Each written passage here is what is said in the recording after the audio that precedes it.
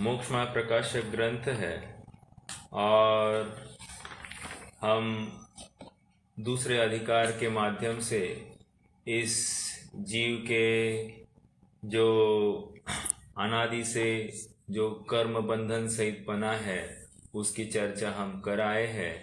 अब प्रकरण थोड़ा सा अलग है।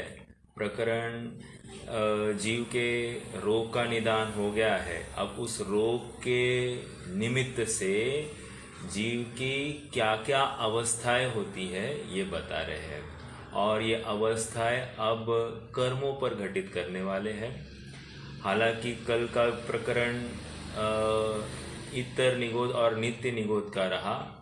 इसमें भी एक ही बात सिद्ध करने की थी कि यह जीव अनादि काल से कहाँ पड़ा है और इसने आज तक कोई यथार्थ उद्यम नहीं किया है। ये उसी का परिचायक है कि वो इतर निगोद या नित्य निगोद में वो पड़ा रहा है और कितना काल उसने व्यतीत किया है ये भी बात हमने वहां पर समझी। आज कर्म बंधन रूप रोग के निमित्त से होने वाले जीव की अवस्था तो ये शब्द यूज कर रहे हैं लेकिन समझना है दुरावस्था। मतलब जैसे किसी को पूछा जाए, हम लौकिक बात है ना कि कोई मिल जाए आपस में तो क्या बात है, क्या तबीयत खराब है क्या, ये क्या हाल बना रखा है, ऐसे पूछते हैं कि नहीं पूछते। हाल क्या बना रखा है मतलब आपकी दुरावस्था हुई है, ये उसका परिचायक है। और एक बात इसमें से फलित होती है कि हमको हमारी अवस्था यूजुअली ख्याल में नहीं आती है लेकिन दूसरे को हमारी अवस्था जल्दी ख्याल में आती है। निष्कर्ष इतना है कि दूसरे की दृष्टि से देखा जाए तो हमारी कितनी दुर्दशा हुई है इसका ज्ञान हमको होता है। अब देखिए पढ़ते हैं, इस कर्म बंधन रूप रोग के निमित्त से जीव की कैसी अवस्था हो रही है सो कहते हैं। कर्म बंधन रूपी रोग है और उसमें जीव की क्या अवस्था हो गई। अब एक एक कर्म को खड़ा करेंगे, अर्थात ज्ञान दर्शन मोह अंतराय वेदनीय आयु नाम गोत्र, इन सबको खड़ा करेंगे एक एक और उनके निमित्त से जीव को क्या क्या तकलीफें हुई है, कैसी पराधीनता हुई है, कैसी अवस्था हुई है, उनकी अधीनता स्वीकार करके ये बताने वाले हैं। सर्वप्रथम यहाँ पर ज्ञानावरण और दर्शनावरण कर्मोदय जन्य अवस्था, अर्थात ज्ञानावरण और दर्शनावरण के उदय में या इनकी हयाती में जीव की क्या क्या अवस्था हुई है या दुरावस्था हुई है, जीव ने स्वयं को उस रूप मानकर क्या तकलीफें इसे भोगनी पड़ी है, इसका ज्ञान पंडित जी करा रहे हैं। देखिए बहुत महत्वपूर्ण बिंदु है। जैसे बताओ आपको कि एक उदाहरण दूंगा और फिर अपन प्रकरण के साथ में जुड़ेंगे। एक लड़का है, लड़के के माता पिता गुजर गए हैं और जैसे गुजर गए तो वो किसी रोड पर ही पड़ा है और भीख मांगता है कटोरे में। आते जाते लोग उसको कुछ पैसा देते हैं, ये पैसा देकर कुछ खरीदता है और अपना खाना पीना की पूर्ति करता है। ऐसा काफी काल बीत जाता है, मान लीजिए 5-10 साल निकल जाते हैं। आज वो लड़का 10 साल का हो गया है और अचानक से एक गाड़ी आती है, गाड़ी में से एक आदमी उतरता है और उसे एकदम प्रेम से और पुचकार के उसको कहता है कि तुम्हारा नाम क्या है। तो वो अपना नाम बताता है। माता पिता आदि सबकी जानकारी मिलने के बाद वो आदमी उसे अपने साथ आने की ऑफर देता है ऑफर क्यों दे रहा है वो पूछता है, तो उसको कहते हैं कि हम आपको इससे अच्छी जगह ले जाएंगे जहां हम आपकी पूरी व्यवस्था करेंगे, आपको आज से ये कोई भी काम करने की ज़रूरत नहीं है। ठीक है, मान जाता है क्योंकि जिस रूप से उस आदमी ने इससे बात की है उसमें आत्मीयता दिखी है, इसलिए मानता भी है। उस आदमी के साथ गाड़ी में बैठता है और दोनों एक जगह पर पहुंचते हैं। वहाँ पर वह आदमी उसको दिखाता है, ये देखो बेटा, ये आज से तुम्हारा रूम, ओके। दूसरा, नवीन कपड़े उसको ला कर देता है, ये कपड़े आपको पहनने हैं। और सुनो, हर साल में आपको ऐसे 3-3 जोड़ी 4-4 जोड़ी कपड़े हम देंगे। साथ साथ आपको यहीं पर रहना है, पढ़ना है और कुछ नहीं करना है। और सुनो, आपको हर माह हम 5,000 रुपया हम भेजा करेंगे। तो खाना पीना सब फ्री है, आपको अभी कुछ नहीं करना है, सब ऐसी ही व्यवस्था है। तो आपको खाली पढ़ना है और हम आपको 5,000 देंगे। मान लीजिए ऐसे ही करते करते इसके 10 वर्ष बीत गए हैं। बीतने के बाद में एक दिन उसको अखबार में एक खबर आती है कि XYZ नाम का कोई व्यक्ति है और उसकी अरबों की संपत्ति सरकार ने अपनी तिजोरी में जमा कर दी है। और जब वो नाम, पता, माता पिता का नाम सब कुछ मैच करता है तो उसे यह ज्ञात होता है कि अरे, ये तो मैं ही हूँ और ये मेरी संपत्ति है और ये सरकार ने जमा कर ली है।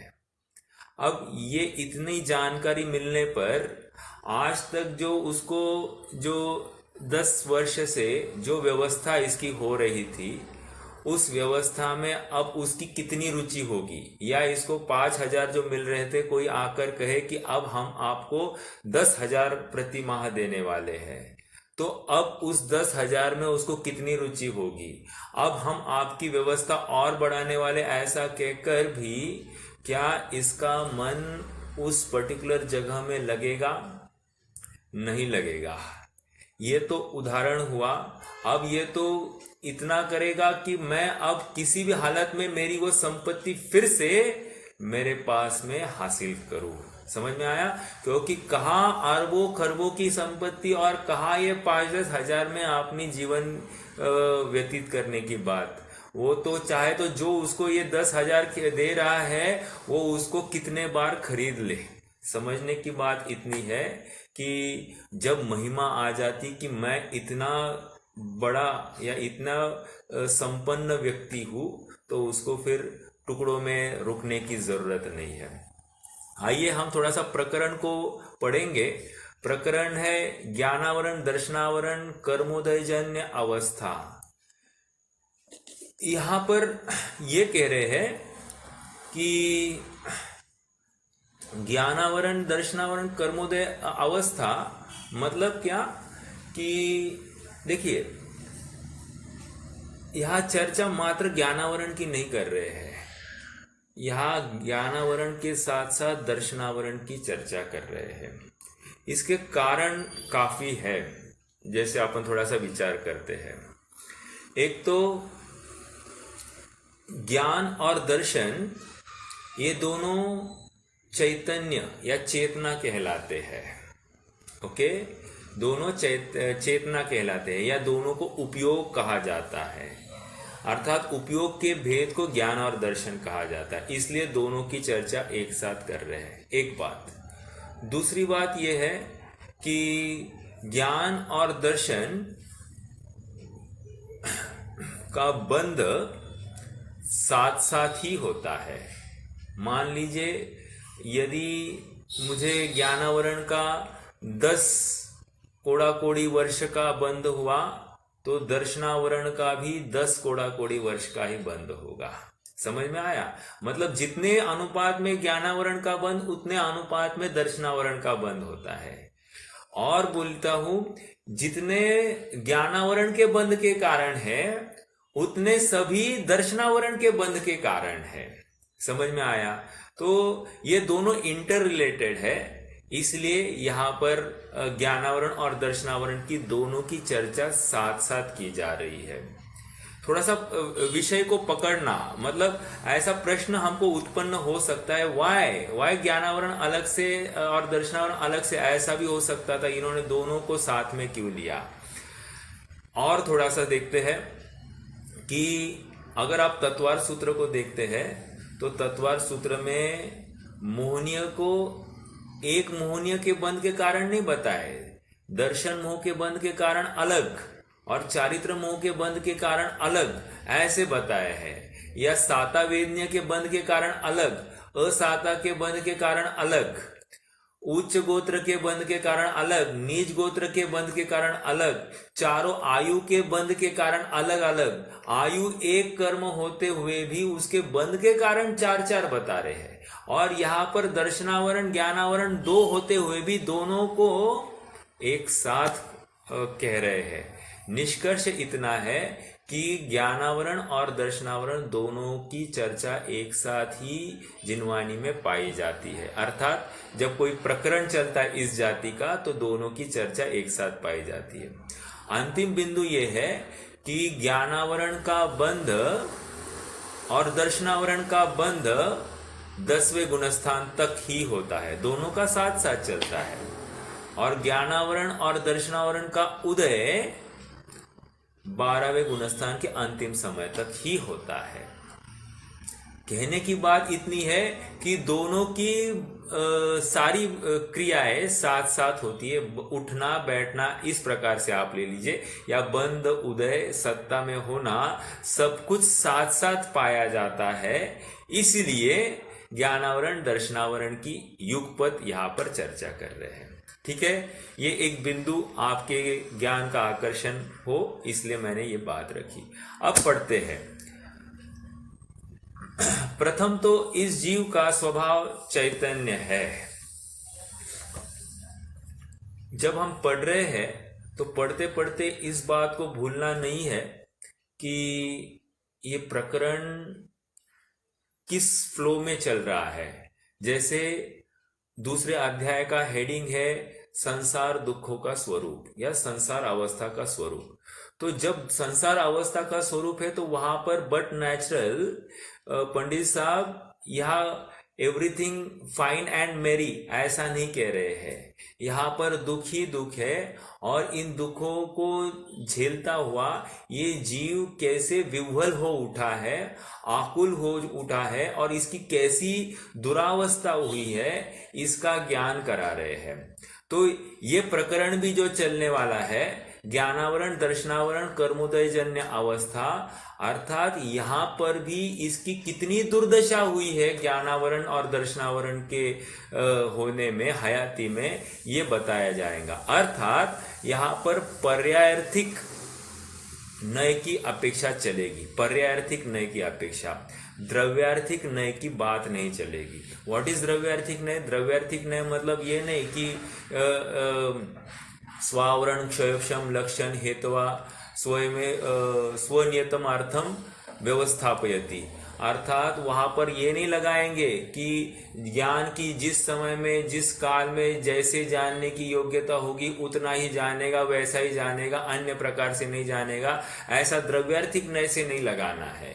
यहाँ पर ये लगा रहे हैं कि पराधीनता आवरण कर्मोदय के उदय में या क्षयोक्षम में जो इसकी दुरावस्था हुई है उस दुरावस्था का ज्ञान कराना है।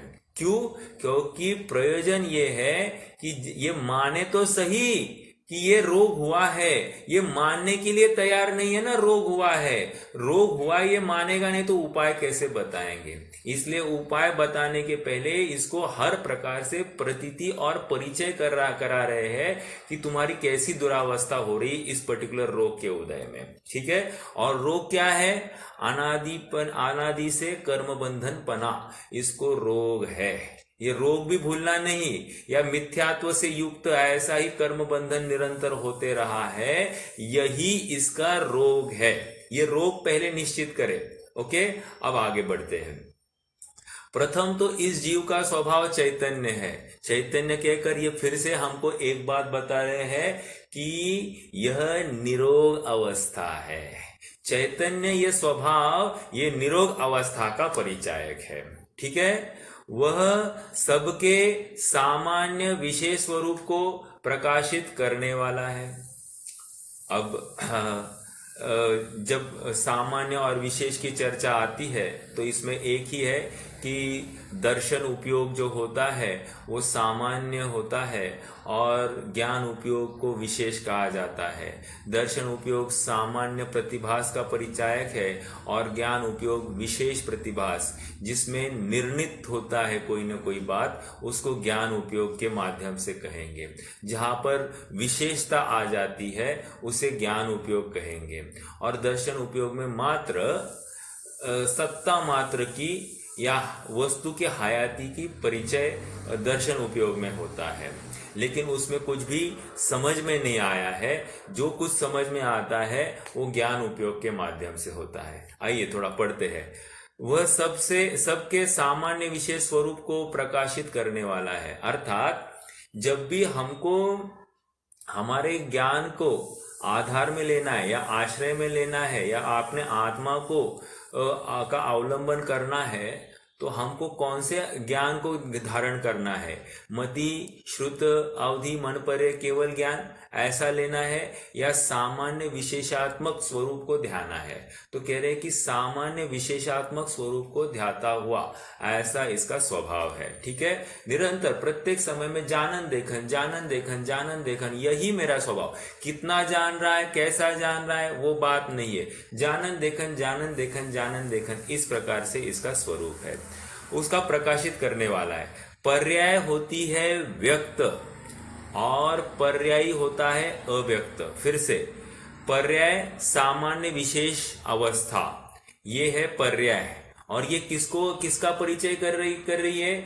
जो सामान्य विशेष स्वरूप को धारण किए हुए ऐसा पर्यायवान द्रव्य का परिचय करा रही है।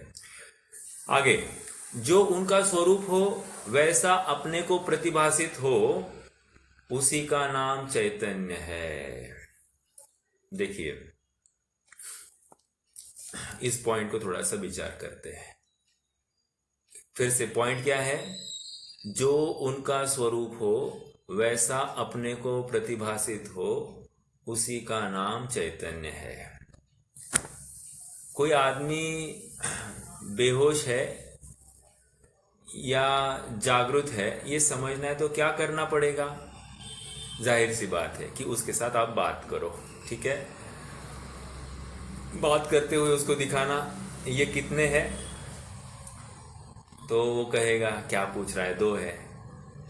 तो क्या पूछ रहा है 2 है, इसका मतलब वो अच्छी जागृति में है। इसको फिर दूसरा पूछना नहीं, ये 1 तो नहीं ना, तो 1 नहीं है तो अपने को पागल कह बैठेगा। अर्थात जैसा है वैसा जाना तो वो होश में है। मैंने तो उदाहरण दिया। अब यहां पर सिद्धांत घटित कर रहे हैं कि वहां उसी का कहा गया, हाँ ऐसे स्वभावदार कहा गया, विशेष स्वरूप प्रतिभासित होने का नाम ज्ञान है। कहा है रे? हाँ, जो अपने स्वरूप, जो उनका स्वरूप हो वैसा अपने को प्रतिभासित हो उसी का नाम चैतन्य है। मतलब जैसा है वैसा जानना ये चैतन्यपना है, चैतन्य है, ये स्वरूप है इस जीव का। उसमें हीनाधिक जानना, कम ज्यादा जानना ये उसका स्वरूप नहीं है। जैसा है वैसा जानना। उदाहरण तो आपको बहुत इजी लग रहा होगा। दो को अपन 2 कह दे तो क्या इसमें क्या बड़ी बात है और ये हो गया मतलब चेतनपना हो गया, ऐसा नहीं है। यहाँ पर तो ये है कि जीव को जीव रूप जानना, जो जानन देखन स्वभाव वाला है वो जानन देखन वाला ही जानना, और जिसमें जानन देखनपना नहीं है ऐसा शरीर पुद्गल आदि पर इनको पर रूप जानना अर्थात जड़ रूप जानना, जैसा है वैसा जानना, उनमें मोह राग द्वेष विकार नहीं करना, ये आगे की बात है। लेकिन जैसा है वैसा जानना ये इसका चैतन्य है। ठीक है।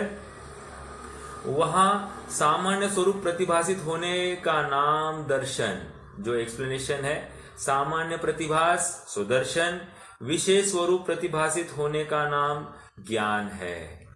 आप सबको ये ज्ञात हो रहा होगा कि हमने दर्शन उपयोग, ज्ञान उपयोग या ज्ञान चेतना, दर्शन चेतना, जितना भी हमने लघु जैन सिद्धांत प्रवेशिका में पढ़ा या फिर हमारे गोमट सार में पढ़ा, जीवकांड में या द्रव्य संग्रह में पढ़ा, तो ये कहीं ना कहीं अब ये ग्रंथ पढ़ते समय में हमको कितना इजीली हमको इसका अवगाहन हो रहा है विषय का। ठीक है।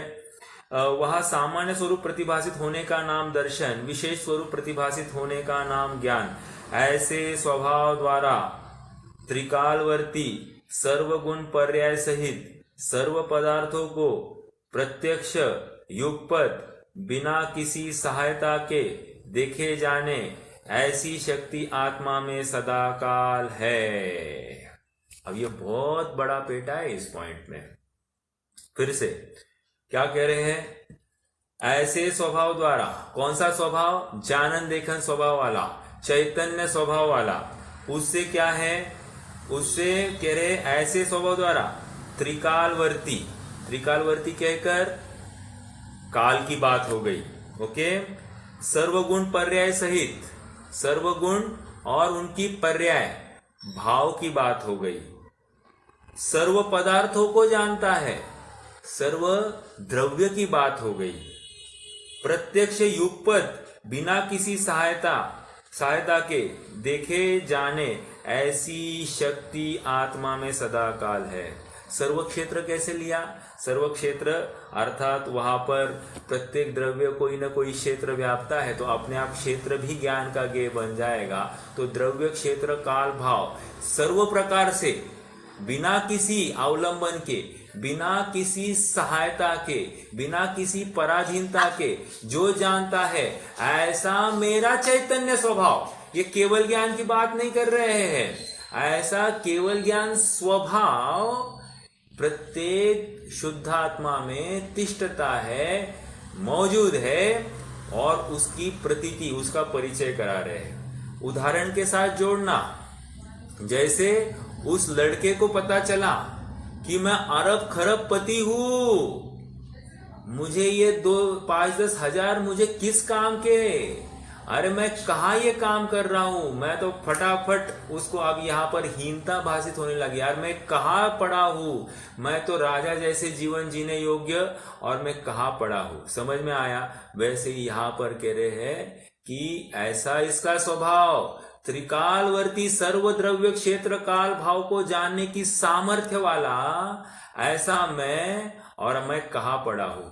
एक उदाहरण देता हूं। उदाहरण, मान लीजिए अपने बच्चे पढ़ाई करते हैं, तो पढ़ाई करते हैं तो साल भर में कितने बुक्स होते? 8-10 बुक्स होंगे। 5-6 विषय होते हैं, 6-7 विषय। 6-7 विषय को छोटी छोटी 100-100, 200-200 पेजेस को पढ़ने के लिए कितना साल भर जाता है। समझ में आ रहा है? तब जाकर थोड़ा बहुत ज्ञान होता है। और उस ज्ञान को क्या कहना, थोड़े दिन बाद पूछो तो, अगले ही दिन पूछो तो, अरे भूल गया। कहने की बात इतनी कि कितनी पराधीन और कितनी दयनीय अवस्था हो गई है। और ये ज्ञान सर्वद्रव्य, सर्व क्षेत्र, सर्वकाल, सर्वभाव, सबको ऐसा युगपत जाने ऐसी इसकी सामर्थ्य, ये ऐसा मेरा चैतन्य स्वभाव है। मतलब ये किसी और की बात नहीं कर रहे हैं, ये अपने भगवान आत्मा की बात कर रहे हैं, जो कैसी सामर्थ्य से युक्त है। ऐसी सामर्थ्य का ज्ञान होने पर हमको वर्तमान में जितनी पामरता या जितनी हीनता दिखाई दे रही है, ये इसको लेकर हमको सचमुच दुख नहीं होता है, क्योंकि निस्वभाव तो एकदम जैसे का वैसा भरपूर। क्या कहा? मेरा निज स्वभाव जैसे का वैसा भरपूर है। बाहर में क्या देखना है, अंदर में सब कुछ भरा हुआ पड़ा है। ओके। तो ये सामर्थ्य की भी बात करा रहे हैं।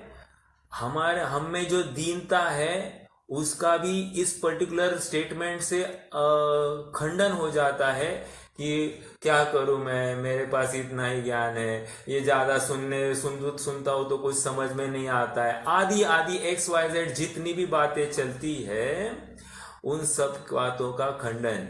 सुन, यदि तुम्हें रुचि है, यदि तुम सुखी होना चाहते हो, यदि तुम सर्वद्रव्य क्षेत्र काल भाव को जानने की इच्छुक हो, यह इच्छा बता रहा हूं मैं, इच्छा भी वैसे दुख है, लेकिन चाहते हो तो सुनो, ऐसा सामर्थ्य तुम में स्वयं में पड़ा है, ऐसा बैंक बैलेंस तुम्हारे पास अपने आप में पड़ा है।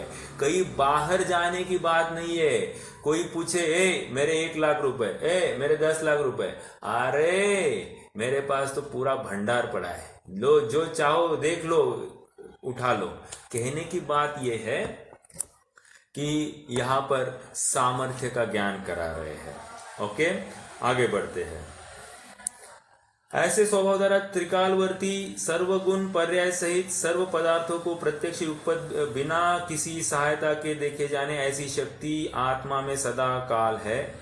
परंतु अब इतनी सब बोलकर अब बता रहे हैं, परंतु अनादि ही से, अगेन अंडरलाइन द वर्ड अनादि, अनादि के बिना, क्योंकि स्टार्टिंग ही, तकलीफ की स्टार्टिंग अनादि है। अभी मैं स्टार्टिंग कह रहा हूं वो भी स्ववचन बाधित है, क्योंकि अनादि कहना तो स्टार्टिंग कैसे कहा जाता है। अनादि ही से ज्ञानावरण दर्शनावरण का संबंध है, उसके निमित्त से इस शक्ति का व्यक्तपना नहीं होता। कौन सी शक्ति? त्रिकालवर्ती सर्व पदार्थों को युगपत एक समय में बिना किसी परावलंबन के, बिना किसी आश्रय के जाने, इसलिए इस स्वभाव को असहाय कहते हैं। क्या कहते हैं? बिना सहायता के जानता है ना, असहाय। और आज के परिप्रेक्ष्य में असहाय मतलब बेचारा असहाय है, कोई मदद करने वाला नहीं। अरे यहां कह रहे मदद की जरूरत नहीं, तुझे मदद की जरूरत ही नहीं है। समझ में आया? ये ऐसा असहाय स्वभाव का ये धारी जीव है। उसके निमित्त से इस शक्ति का व्यक्तपना नहीं है। उन कर्मों के क्षयोक्षम से किंचित मति ज्ञान श्रुत ज्ञान पाया जाता है और कदाचित अवधि ज्ञान भी पाया जाता है, चक्षु दर्शन पाया जाता है और कदाचित चक्षु दर्शन व अवधि दर्शन भी पाया जाता है। इनकी भी प्रवृत्ति कैसे है सो दिखाते हैं। देखिए, आप अगर एक चार्ट बना सकते तो चार्ट बनाइए। लेफ्ट साइड में लिखना शक्ति और राइट साइड में लिखना व्यक्ति। पहला पॉइंट क्या है कि सर्वद्रव्य सर्व क्षेत्र सर्व काल सर्व भाव को युगपत जानने की सामर्थ्य, बिना किसी अवलंबन के स्वयं स्वभाव से जानने की सामर्थ्य। और राइट साइड में व्यक्ति की मतिश्रुत ज्ञान द्वारा ये सर्व पदार्थों को मतिश्रुत ज्ञान द्वारा जानता है, अर्थात इसमें हीनादिकता पाई जाती है। कैसे हीनादिकता?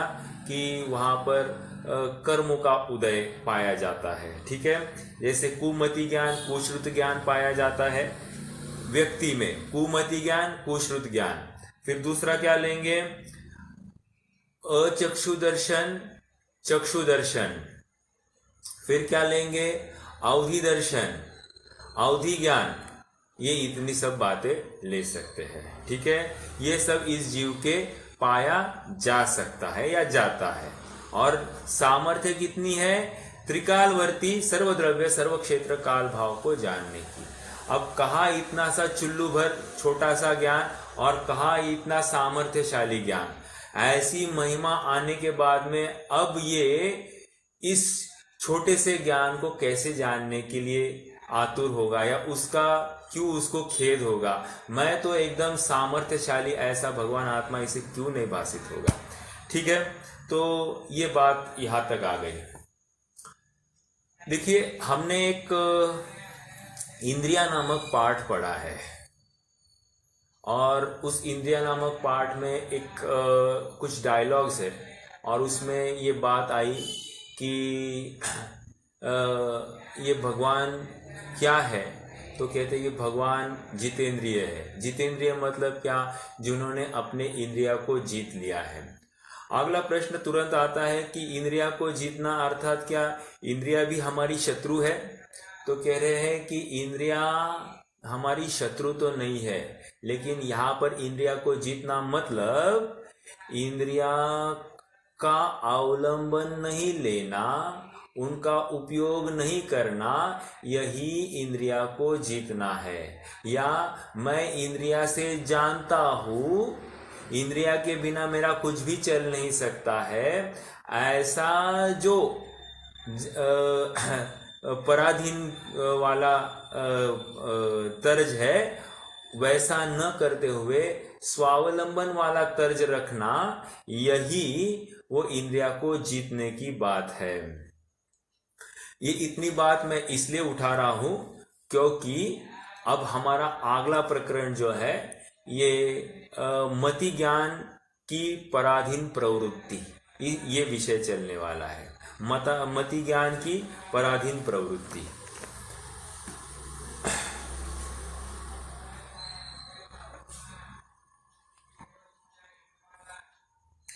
देखिए, तुलसीदास हुए हैं। तुलसीदास एक जगह पर कहते हैं कि विश्व में अभिशाप नाम की वस्तु होगी तो वह पराधीनता है, और विश्व में यदि वरदान नामक कोई वस्तु होगी तो वो स्वाधीनता है। अर्थात स्वाधीनता ये सामर्थ्य है, ये सुख की निशानी है, और पराधीनता ये दुख की निशानी है। थोड़ा सा आगे बढ़ने से पहले और मैं बात रखूं। देखिए, मान लीजिए अपने पास में एक घड़ी है, घड़ी मान लीजिए 100 रुपए की है, तो घड़ी गुम हो जाए तो हमको कितना दुख होगा? 100, ऐसे 100 खरीद लेंगे साहब, तो एक घड़ी तो क्या है इसमें, अपन नहीं खरीद लेंगे। मान लीजिए वो घड़ी अभी 1000 रुपए की है, ज़्यादा नहीं बोलूँ, 1000 रुपए की, तो क्या इसमें ये घूम जाए तो क्या तकलीफ है? वैसे इतना दुख नहीं होगा, लेकिन हाँ 100 की अपेक्षा थोड़ा सा तो लगेगा, अरे 100 अच्छी थी, लेकिन नहीं, ये भी लाई जा सकती है। अब मान लीजिए वही घड़ी 10,000 की है अपने पास और वो घूम जाए तो अब थोड़ा सा ज़्यादा हो सकता। मान लीजिए अब हमारे पास 1 लाख की घड़ी है, अब यदि, और वो भी इम्पोर्टेड, एकदम मेड टू ऑर्डर ऐसी घड़ी बनाई है, और जिसको बनाने में मान लीजिए साल गया है, ऑर्डर देने के बाद में वो आई है, ऐसी लाख रुपए की घड़ी है, तो ये घड़ी अगर घूम जाए तो हमको कितना दुख होगा? ज़्यादा दुख होगा। निष्कर्ष इतना है कि कम पैसे व्यय हो रहे हैं तो कम दुख है, और ज़्यादा पैसे व्यय हो रहे हैं तो ज़्यादा दुख है। वैसे ही कम जाननपना हो रहा है तो ज़्यादा जाननपना हो रहा है तो कम दुख, और कम जाननपना हो रहा है अर्थात मेरा ज्ञान सामर्थ्य या मेरा स्वभाव सामर्थ्य का व्यय ही हो रहा है, इसमें ज़्यादा दुख हो रहा है। ये थोड़ा सा मैंने घटित करके दिखाया कि घड़ी का उदाहरण देकर हमने ये समझा कि अपने स्वभाव का जितना वेस्ट होगा उतना ज़्यादा दुख होगा, अर्थात जितना अवलंबन स्वभाव का रहेगा उतना ज़्यादा सुख होगा। ये अपन ने थोड़ा सा कोरिलेट करके देखा। ठीक है, चलिए आगे बढ़ते हैं। मति ज्ञान की पराधीन प्रवृत्ति। अब ज्ञानावरण और दर्शनावरण की चर्चा हो गई है। अब ज्ञानावरण दर्शनावरण के अंतर्गत ही एक मति ज्ञान आता है, तो मति ज्ञान से इस जीव की क्या हालत होती है ये समझाते हैं। ये समझाना जरूरी क्यों है?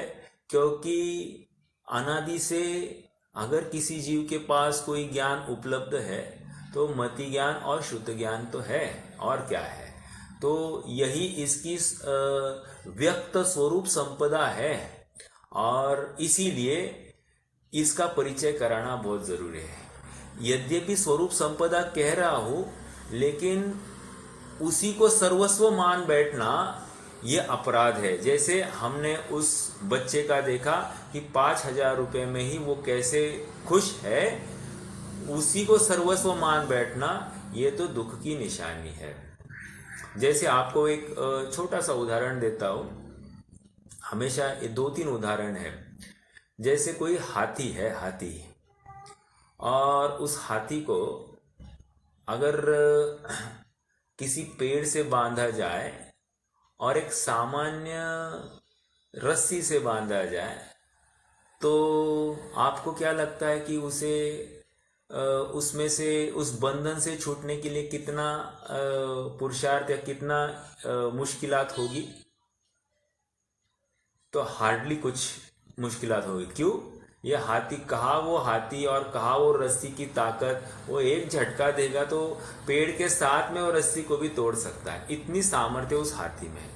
लेकिन आश्चर्य ये है कि वो हाथी को एक सामान्य रस्सी से भी पेड़ को बांधा जा सकता है, बशर्ते वो उसको ट्यून्ड होना चाहिए। ट्यून्ड मतलब कंडीशनड होना चाहिए। क्यों ऐसा होता है आपको बताता हूं। ये हाथी को अगर पेड़ से बांधना है तो उसको, जब वो छोटा बच्चा होता है ना, उस समय में उसको पेड़ से बांधा जाता है, तो और उसके बाजू में एक बड़ा हाथी भी रखा जाता है। तो इससे क्या होगा, यदि वो प्रयास भी करता है निकलने का तो इतनी ताकत नहीं होती, तो पेड़ को तो हटाने में प्रयास नहीं करता है, करे तो हटा नहीं सकता है। तो क्या होता है कि ये प्रयास नहीं कर रहा है तो मैं कैसे प्रयास करूं, ऐसा सहज ही उसका एक सामर्थ्य का हनन हो जाता है। और इसकी वजह से अब वो इतना यूज टू हो जाता है, इतना कंडीशन होता है, जैसे बड़ा होते जाता है कि उसे अब ये धारणा में ही बात बैठ जाती है कि इस पेड़ को मैं तोड़ ही नहीं सकता हूं, मैं बंधन से मुक्त नहीं हो सकता हूं। ये क्यों हुआ है? क्योंकि उसने स्वयं की शक्ति का सामर्थ्य आका ही नहीं है। अब उसकी शक्ति का सामर्थ्य अगर आंकना है तो उसे क्या करना पड़ेगा? कुछ नहीं, एक बड़े जंगली हाथी को उसके बाजू में खड़ा कर देना और उसको उसी पेड़ से बांध रखना या बाजू वाले पेड़ से बांधना, तो वो देखेगा कि अरे ये तो इस धड़ाधड़ इस पेड़ को बांध के रखा, इसने एक झटके में इस पेड़ को उखाड़ फेंक दिया, इतना सामर्थ्य इसमें। और वो ऐसे ही 1-2 पेड़ को उखाड़ फेंके, उसको अगर उसमें इतना सामर्थ्य है तो मुझ में भी ऐसा ही सामर्थ्य होना चाहिए, ऐसा अनुमान से वो जानता है और फिर वो भी प्रयास करता है और वो भी इस बंधन को तोड़ने में समर्थ हो जाता है। उदाहरण दे रहा हूं, उदाहरण से दृष्टांत के ऊपर आना है।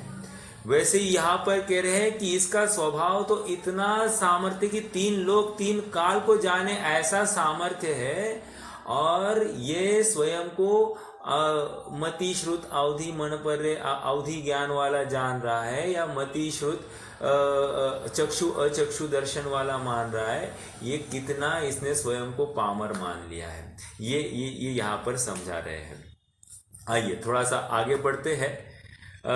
वहां प्रथम तो मति ज्ञान है, वह शरीर के अंगभूत जो जीभ, नासिका, नयन, कान, स्पर्शन, ये द्रव्येंद्रिया है, और हृदय स्थान में 8 पंखुड़ियों के फूले कमल के आकार का द्रव्यमन है, इनकी सहायता से ही जानता है। देखिए, प्रश्न हम सबको एक होना चाहिए, हमारा वर्तमान मति ज्ञान कैसे जानता है? इंद्रिय से जानता है या स्वयं से जानता है? यदि हम कहें इंद्रिय से जानता है तो प्रश्न इमीडिएटली खड़ा होता है। यदि इंद्रिय से जानता है तो वो मुर्दा जो है, वो मुर्दा मुर्दे की सब इंद्रियां तो जैसी है वैसी चाहिए वैसी उपलब्ध है, फिर उसमें जाननपना क्यों नहीं हो रहा है। एक निष्कर्ष इतना हो रहा है कि जब तक ज्ञान नहीं तब तक जान नहीं सकता। इसका मतलब वो इंद्रिय से जानता नहीं, ये फलित होती है बात। लेकिन दूसरा प्रश्न है, यदि इंद्रिया से जानता है, यदि आत्मा से जानता है, बिना इंद्रिया के जानता है, तो आंखें बंद करो और फिर इसको जानने को, इसको देखने को कहो, या सामने की कोई चीज रियलाइज करने को कहो। क्या वो रियलाइज कर सकता है? नहीं कर सकता है। निष्कर्ष क्या है? इंद्रिया के बिना भी नहीं जान सकता। मैंने दो कॉन्ट्राडिक्टरी बातें की है, आपने नोटिस किया होगा। एक बात यह है कि आत्मा या ये जीव ज्ञान से ही जानता है, और दूसरी बात ये सिद्ध कर रहा हूं कि ये इंद्रिया से ही जान रहा है। मतलब इसका अभी जो जाननपना हो रहा है ये इंद्रियों के माध्यम से ही हो रहा है। और यहां पर इंद्रिया मतलब पांचों इंद्रिया और मन सबकी बात ले रहे हैं। पंडित साहब एक उदाहरण देंगे चक्षु इंद्रिया का, और चक्षु इंद्रिया से कैसी पराधीन प्रवृत्ति होती ये समझाएंगे।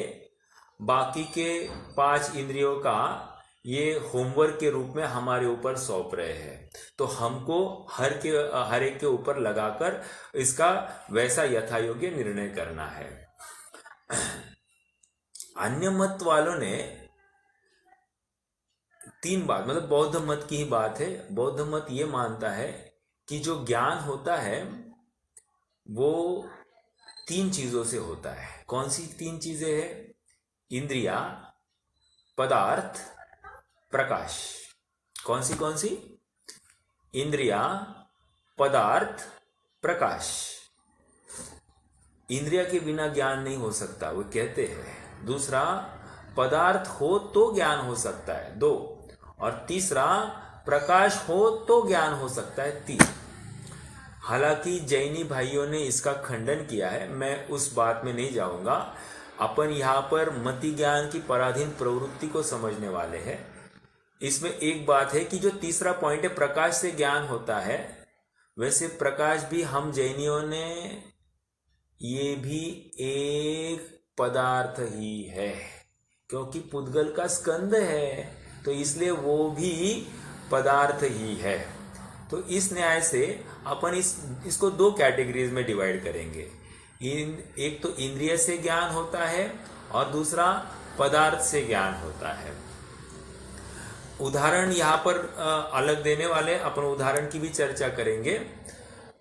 इंद्रिया से ज्ञान होता है मतलब जब तक इंद्रिया नहीं है तब तक ज्ञान नहीं हो सकता। मान लीजिए कोई अंधा है, अंधे को कुछ दिखाई देगा? नहीं दिखाई देगा।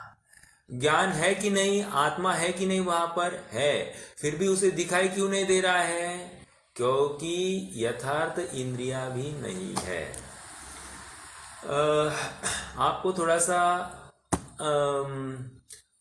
एक तत्वार सूत्र की टीका लिखी है पंडित फूलचंद जी सिद्धांत शास्त्री ने, और उस टीका के पीछे उन्होंने कुछ प्रश्नोत्तरी की है, कुछ विशेष बिंदु है, उसकी चर्चा उन्हें वहां पर की है। और उसमें एक प्रश्न ऐसा है जिसकी मैं अभी चर्चा करूंगा, और ये अपने प्रकरण से मिलता जुलता है। प्रकरण ये है कि वहां पर प्रश्न ये खड़ा किया है कि आत्मा कैसे जानता है।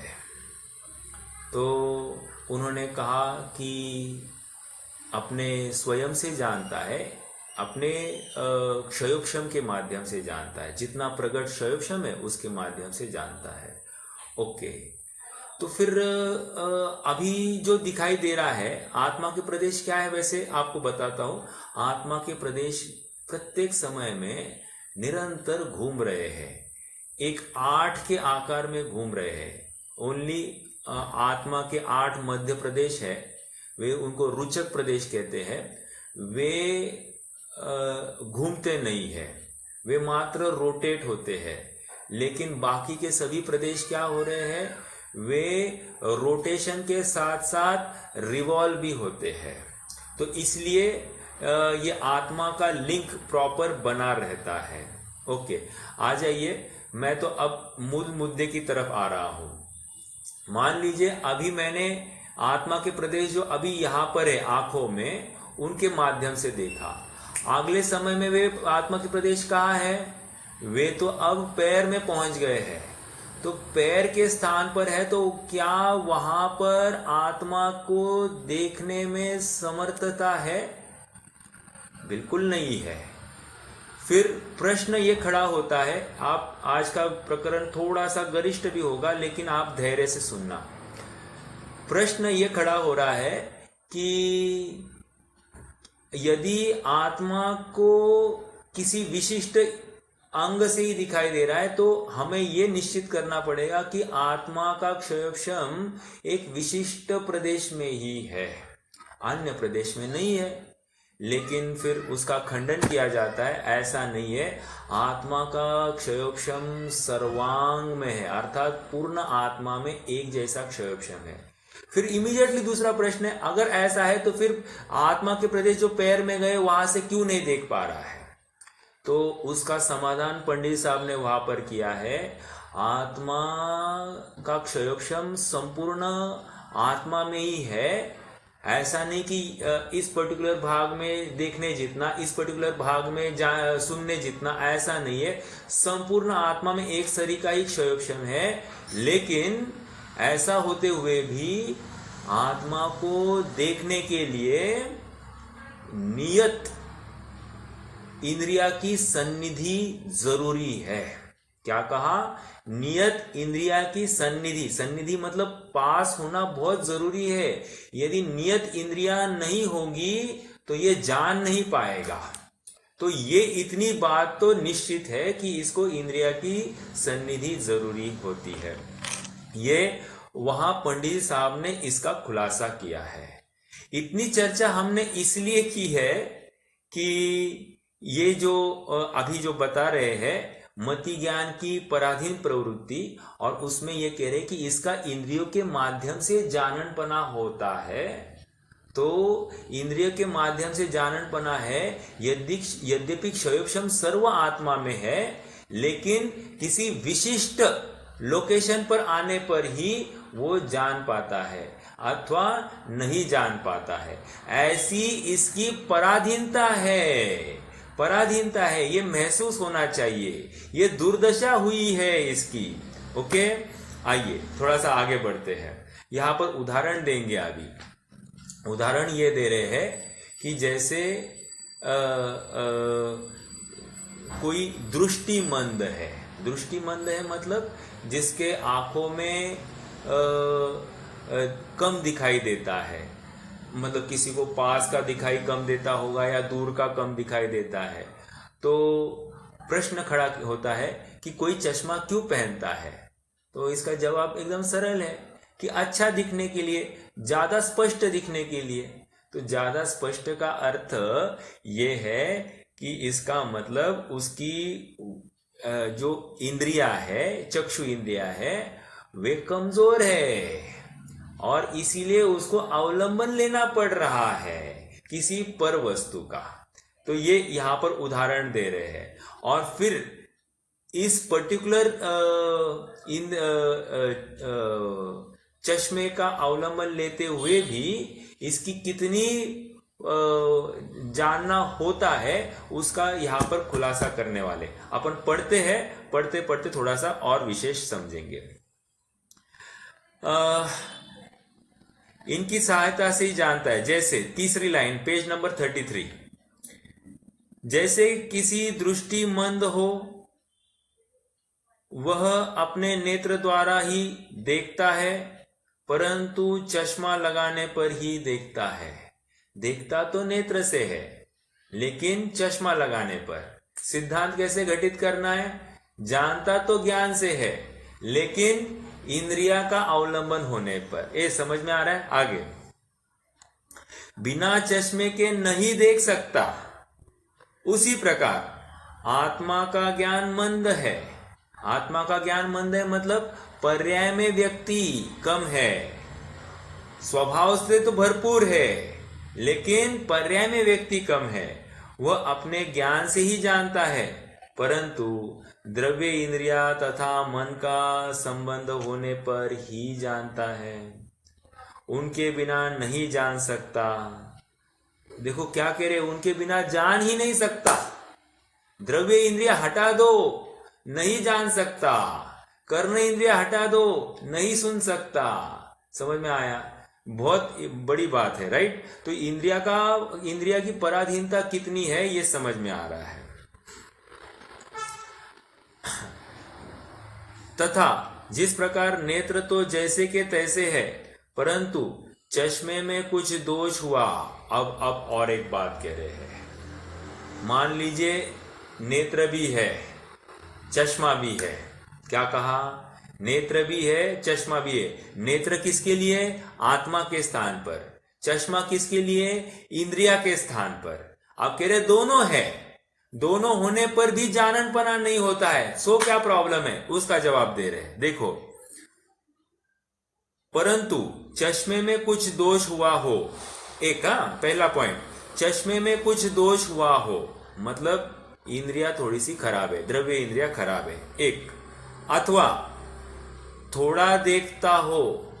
थोड़ा देखता हो मतलब थोड़ा दिखता हो, अर्थात इंद्रिया का थोड़ा सा डिफेक्ट है। एक तो पूरी इंद्रिया डिफेक्टिव, दूसरा इंद्रिया में थोड़ा कम डिफेक्टिव। या चश्मे में, अभी चश्मे में लगाना है तो एक तो चश्मा पूरा डिफेक्टिव, या फिर चश्मे में कम डिफेक्ट है, थोड़ी स्क्रैचेस आई होगी, आदि आदि जो कुछ, या और का और दिखता है। और का और दिखता है। अब ये थोड़ी सी बात है, मतलब मान लीजिए कोई सामने दो खड़े हैं, मुझे एक दिखाई देता है, या एक खड़ा है मुझे दो दिखाई देते हैं। और का और दिखता है। ओके, उसी प्रकार अपना क्षयक्षम है जैसे का तैसा। ये तीसरा पॉइंट जो है ना, थोड़ा सा मैं इसको खोलता हूं। आज उसी पॉइंट को लेंगे, फिर अपन कल चर्चा करेंगे। देखिए तीसरा पॉइंट क्या है? और का और दिखता है। ऐसा प्रथमानुयोग में कहीं हमने देखा है? बिल्कुल देखा है। अपन ज्यादा दूर क्या है, हमारे लिए रामायण की कथा ही बहुत है, उसमें बहुत सारे उदाहरण मिल जाते हैं। प्रसंग ऐसा है कि हनुमान जी सीता जी को मिलकर वापस राम के पास पहुंचे हैं और वे राम को एकदम आंखों देखा हाल सब सुना रहे हैं कि हमने प्रत्यक्ष सीता जी को देखा और वे बंधन में देखा, और वे कहाँ थी तो वो कहते हैं कि मैं अशोक वाटिका में उनको रखा गया है। अशोक वाटिका में क्या था? वहां पर बहुत सारे अशोक वृक्ष थे। अशोक वृक्ष थे। अच्छा, तो ये कैसे तुम्हें पता? अगर अशोक वृक्ष के फूल तो लाल थे, तो मैंने लाल फूल देखे हैं। तो राम कहते हैं कि ये संभव ही नहीं है। क्यों संभव नहीं है? क्योंकि अशोक वृक्ष के फूल तो सफेद होते हैं, तुम लाल कैसे कह रहे हो? लाल कैसे कह रहे हो? तो वो कहते नहीं मालिक, मैंने तो, मालिक मतलब मेरा शब्द है, मैंने तो लाल फूल ही देखे हैं। ये संभव ही नहीं है हनुमान जी। तो क्या हनुमान जी झूठ बोल रहे हैं? नहीं, वे झूठ नहीं बोल रहे। उन्होंने सचमुच लाल फूल देखे हैं। क्यों देखे हैं? क्योंकि जब वे सीता जी को मिले या सीता जी की हालत देखी तो वे क्रोध से उनकी आंखें लाल हो गई थी, और लाल होने की वजह से उनको सब कुछ वहां पर लाल दिखाई देने लग गया। कहने की बात इतनी है कि कुछ का कुछ देखता है या कुछ का कुछ दिखता है या और का और दिखता है, ये ऐसा भी हो सकता है। मतलब इंद्रिया भी ओके और ज्ञान भी ओके है, क्षयोक्षम है। ऐसा होते हुए भी इसको और का और भी दिखाई दे सकता है। समझ में आ रहा है क्या? तो निष्कर्ष की बात इतनी है कि इंद्रिया खराब है तो दिखेगा ही नहीं, इंद्रिया में थोड़ा डिफेक्ट है तो थोड़ा ही दिखेगा, और इंद्रिया और आत्मा क्षयक्षम दोनों ठीक है तो भी ऐसा होते हुए भी इसको और का और भी दिखाई दे सकता है।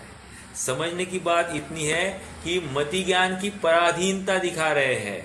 मतलब मति ज्ञान, अपना ज्ञान भी ओके है, इंद्रिया भी ओके है, फिर भी जानने में समर्थ नहीं होगा कितनी पराधीनता, और ये पराधीनता दुख का परिचायक है, इसकी संसार में क्या अवस्था हुई है इसका परिचायक है। समझ में आया? ओके, अब देखो दृष्टांत से सिद्धांत घटित करेंगे। याद रखना, हम कौन से बिंदु को देख रहे हैं? एक तो इंद्रिया और दूसरा है पदार्थ। दो बिंदु की चर्चा कर रहे थे। ज्ञान किससे होता है? एक तो इंद्रिया से होता है और दूसरा पदार्थ से होता है। ओके, अब यहां पर इंद्रिया से ज्ञान होने की बात चल रही है। और याद रखना, हमने जितेंद्रिय जो कह दिया था, वहां पर जितेंद्रिय को हमने इंद्रिया कोई शत्रु है तो कह रहे शत्रु नहीं, उनका अवलंबन नहीं लिया, यही उनको उनका नाश करने की बात हुई। तो वैसी बात अब यहाँ पर है। देखो, हमको ये प्रतीति ही नहीं होती है कि हमारा इंद्रियों से जानना ये पराधीनता है। एक ये इसलिए ये प्रकरण क्यों है, आपको थोड़ा सा उसके पीछे का भी अभ्यास कराओ। ये हमको ये प्रतीति नहीं होती कि इंद्रिय से जानना ये हमारे अपराधीनता है, इंद्रियों से काम लेना ये हमारी पराधीनता है, इंद्रियों का अवलंबन लेना ही पराधीनता है। ओके, इसलिए वादीप सिंह सूरी हुए हैं। वादीप सिंह सूरी, उनका अजित सेन, एक्चुअली उनका सच्चा नाम क्या है? अजित सेन आचार्य। और उन्होंने जीवनधर चरित्र लिखा है ना, छत्रचूड़ामणि। तो उसमें वे कहते हैं कि पराधीनात मरणम वरम। मतलब क्या? वो कह रहे पराधीनता में हे प्रभु मुझे मरण भी स्वीकार है। ये इतनी बात, पराधीनता किसी को स्वीकार नहीं है, और ये हमारी पराधीनता है, इसका एहसास हमको नहीं हो रहा है। हमको तो यहाँ पर स्वाधीनता भाषित हो रही है। कह रहे हैं कि ये तुम्हारी पराधीनता है, और इसलिए मति ज्ञान के माध्यम से, तुम इंद्रियों के माध्यम से तुम जो कोई जान रहे हो, ये तुम्हारा ऐश्वर्य नहीं है, ये तुम्हारी पराधीनता है। जैसे वसुदेव को उसके भाई ने बंदिस्त करके रखा है, समुद्र विजय ने। ये इसको जब ज्ञात हुआ तो कितना खेद खिन्न हुआ, और वो फिर वहां से भाग निकला। क्यों? उसको तब बंधन का एहसास हुआ तो भाग निकला। जब तक बंधन का एहसास नहीं था, बराबर वो भाई के प्रति आदर भाव रख रहा था, और जैसे ही पता चला वो भाग निकला। कहने की बात यह है कि मति ज्ञान से हमारा जानना या इंद्रियों के माध्यम से जानना ये हमारा कर्तव्य नहीं है, हमारी मजबूरी है। मजबूरी, ये मजबूती का, मेरी इंद्रिया अभी बहुत शार्प है, मुझे बहुत अच्छा दिखाई देता है, मैं अभी भी बहुत काम कर सकता हूँ, मुझे अच्छा सुनाई देता है, ये मेरी टेस्ट बहुत अच्छी है, मुझे बराबर गंध आती है। अरे भाई, ये सब जानना ये तुम्हारी कोई शौर्य गाथा नहीं है, विभूति नहीं है, ये तुम्हारी मजबूरी है। इसके ऊपर कितना इतराएगा? पर के आश्रित होकर उस ज्ञान के ऊपर कितना इतराना, ये थोड़े दिन में हटने वाला है। थोड़ी पर्याय बदल दो, उदय का अस्त होने दो, अपने आप ये सब बदलते हुए दिखाई देंगे। ठीक है, तो कहने की बात इतनी है। यहाँ पर तीन अपेक्षाओं से इंद्रिया की पराधीनता दिखा रहे हैं। एक तो चश्मा ही खराब हो, एक दूसरा चश्मे में थोड़ा डिफेक्ट हो, दो, या फिर आत्मा और चश्मा दोनों ठीक है लेकिन कुछ और का और देखता है, अर्थात जीव का क्षयोक्षम। तीन बातें हो गई। एक तो होगी द्रव्य इंद्रिया, दूसरी हो गई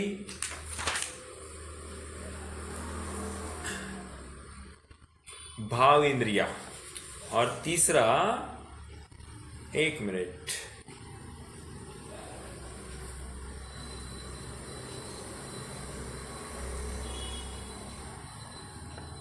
हाँ,